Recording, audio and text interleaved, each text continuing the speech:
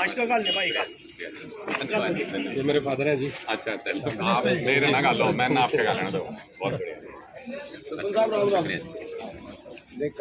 सब को दो बराबर करेंगे। धन्यवाद। बस इनका डालो, बस इनका डालो। अभी एक यहाँ अभी इनका डालो, इनका एक यहाँ सबका डालो, एक यहाँ अभी आपने तो सही है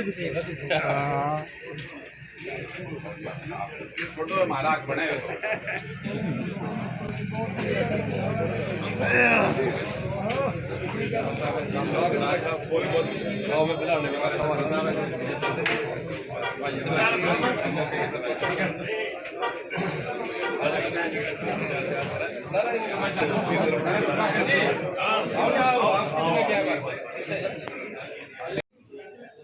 साथ कराने से तो बहुत नुकसान है।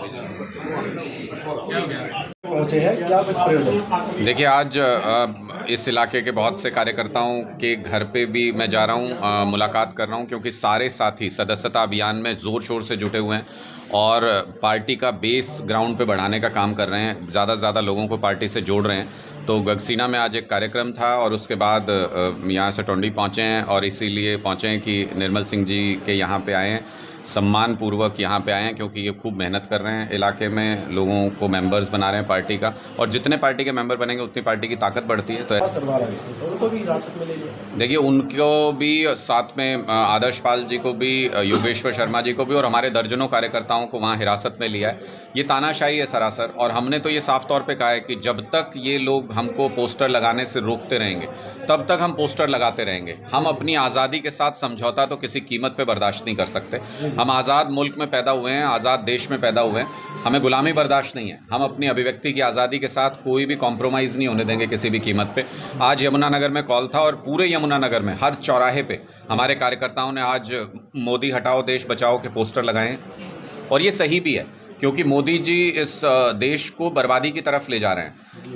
किसान परेशान है, महिलाएं परेशान हैं, युवा परेशान हैं और कर्मचारी परेशान हैं। कोई भी वर्ग ऐसा नहीं बचा जो आज के दिन में परेशान नहीं है। महंगाई से लोग त्रस्त हैं और उसके बावजूद ये अपने बिजनेसमैन दोस्तों को लगातार फ़ायदा पहुंचाने के लिए खूब भ्रष्टाचार दबा के चल रहा है सरकार के अंदर। इन सारी नीतियों से देश बर्बादी की तरफ जा रहा है, इसलिए हमने कहा कि मोदी हटाओ देश बचाओ। तो कल भी आप लोग करनाल में प्रदर्शन कर रहे थे, बैनर लगा रहे थे, तो आप लोगों के साथ भी कुछ ऐसा नहीं हुआ? बिल्कुल ऐसा ही हुआ था। 29 लोगों को हिरासत में लिया गया था, बाद में गिरफ्तारी दिखाई गई, हम FIR दर्ज हुई। 13 तारीख को हमको डेट दी गई है, पेशी है। तो 13 तारीख को हज़ारों लोग हरियाणा से आएंगे यहाँ पर, और हम भी देखेंगे कि तानाशाह सरकार कितना दबाव बनाती है और कितना हमारे खिलाफ कोई कार्रवाई करने की हिम्मत जुटाती है। हज़ारों लोग ये सवाल पूछने के लिए आएंगे और अपने हाथों में मोदी हटाओ देश बचाओ के पोस्टर पकड़ेंगे। हम देखना चाहते हैं कि आखिर किस किस आवाज़ को ये तानाशाही सरकार दबाएगी, क्योंकि ये आवाज़ तो अब एक एक व्यक्ति की है, एक एक दिल में ये आवाज़ है। इन्होंने पोस्टर छापने से प्रिंटिंग प्रेस को मना किया, लोगों ने प्रिंट आउट निकाल लिए। इन्होंने प्रिंट आउट पे भी पाबंदी लगाई, बोले लगाने नहीं देंगे। लोगों ने दीवार पे पेंट से लिखना शुरू कर दिया। तो लोगों ने फ्लाईओवर पे बैनर लगा दिए, पुलिस खुद हटा रही है पोस्टर। आप सोचिए कैसी स्थिति आ गई, भयावह स्थिति आ गई।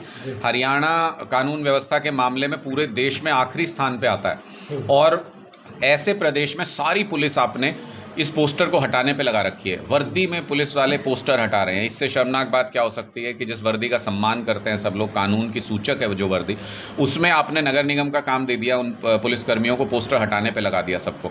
तो मुझे लगता है कि ये तानाशाही का ही एक रूप है जिसको बर्दाश्त नहीं करेंगे, और जिसको हर हालत में सरकार को ये मानना होगा कि बोलने की आज़ादी रहेगी, अभिव्यक्ति की आज़ादी रहेगी। जो व्यक्ति जो बात कहना चाहे वो कह सकता है। सर, विपक्ष का तो कहना है कि आम आदमी पार्टी मुद्दा भटकाने का काम कर रही है। देखिए, कौन विपक्ष है ये मुझे पता नहीं है। अगर विपक्ष के लिए, अगर हुड्डा साहब के लिए, कांग्रेस के लिए अगर ये मुद्दा नहीं है, तो मुझे लगता है कि कोई सेटिंग हो गई उनकी भारतीय जनता पार्टी के साथ। उनके सबसे बड़े नेता को सांसद के पद से हटा दिया, उनके सबसे बड़े नेता को 2 साल का कारावास दे दिया, सिर्फ आवाज़ उठाने के लिए, सरकार के खिलाफ बोलने के लिए। इनकी पार्टी से कोई नहीं बोला।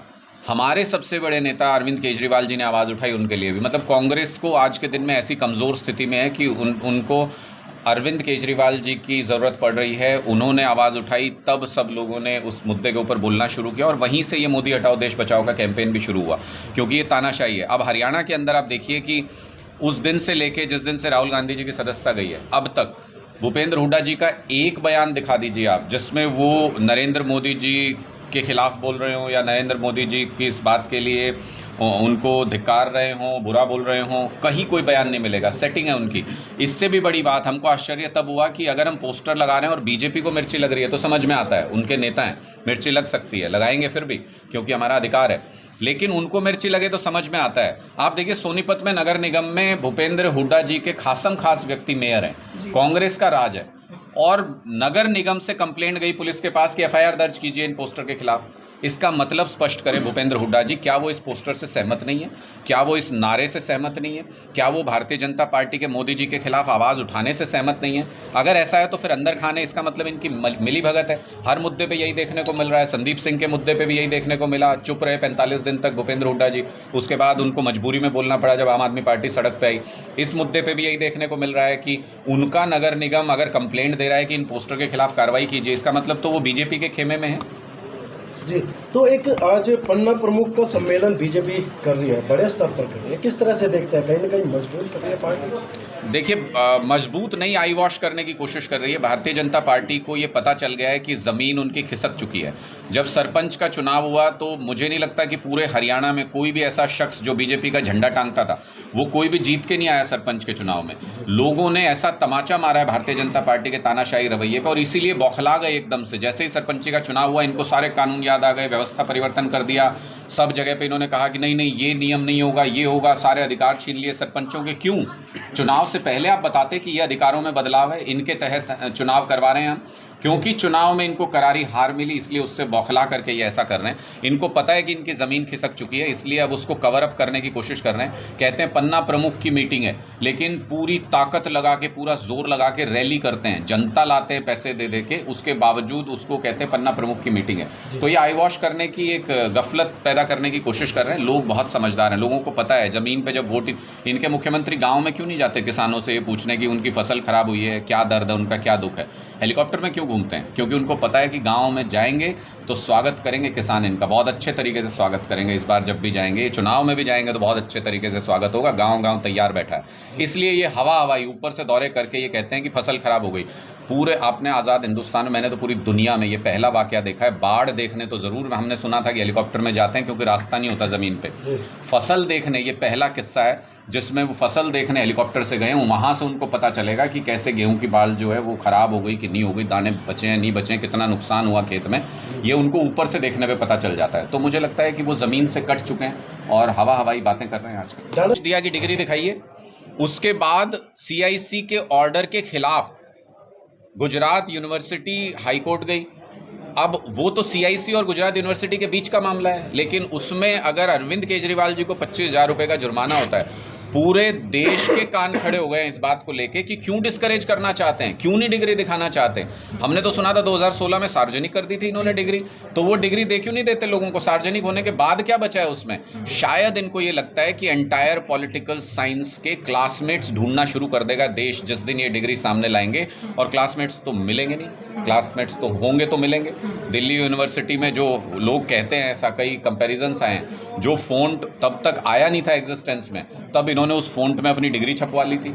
जब कैमरा नहीं आया था, डिजिटल कैमरा नहीं था, ईमेल इस्तेमाल नहीं होती थी, तब इन्होंने डिजिटल कैमरे से फ़ोटो खींच के ईमेल पे भेज दी थी। फेक है सब कुछ। निश्चित तौर पे लोगों को, अरविंद केजरीवाल जी ने भी कई बार ये कहा कि ये मजाक लगता है जब हमारे प्रधानमंत्री ऐसी बात करते हैं कि नाली में पाइप लगा के गैस निकाल लो, उससे खाना बना लो। जब हमारे प्रधानमंत्री बोलते हैं भाई बादल हो गए हैं तो रडार से बचा जा सकता है, सोचिए कितना रिस्क में वो हमारी फ़ौज को डाल रहे हैं अगर ऐसा आदेश दे देते हैं, और इस जानकारी के आधार पर अगर ऐसा आदेश दे देते हैं। जब वो ऐसा कहते हैं कि जब आई नहीं थी ईमेल तब उन्होंने फ़ोटो मेल कर दी थी, जब वो ऐसी बातें करते हैं तो, और वो x² y² का एक इक्वेशन बता रहे थे, उस पर लोग हंस रहे हैं, पूरे दुनिया में हमारी बेइज्जती हो रही है। जो चीज़ नहीं पता नहीं बोलनी चाहिए। वो एक ऐसे पद पर हैं जहां बहुत जिम्मेदारी का पद है और पूरी दुनिया में जग हंसाई करा रहे हैं। इसलिए ये सवाल उठ रहा है कि पढ़े कितने हैं प्रधानमंत्री, इसलिए ये सवाल उठ रहा है कि क्या प्रधानमंत्री पढ़े लिखे होने चाहिए कि नहीं होने चाहिए। लोग कह रहे हैं पढ़े लिखे प्रधानमंत्री होने चाहिए, बीजेपी वालों को पता नहीं क्या उससे आपत्ति है। बीजेपी वाले कह रहे हैं नहीं नहीं हमारे जैसे होने चाहिए।